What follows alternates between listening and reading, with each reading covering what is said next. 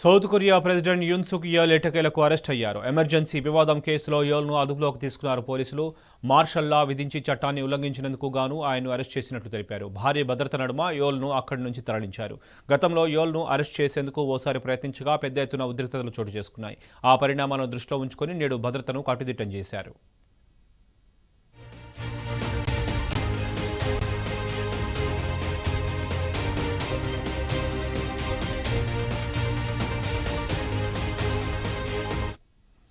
తెల్లవారుజామున వందలాది మంది దర్యాప్తు అధికారులు అధ్యక్ష నివాసానికి చేరుకున్నారు. అయితే అధ్యక్ష భద్రతా దళాలు వీరిని అడ్డుకోగా కొంతసేపు ప్రతిష్టంభన నెలకొంది. అనంతరం భారీ భద్రత నడుమ ఆయన్ను అదుపులోకి తీసుకున్నారు పోలీసులు.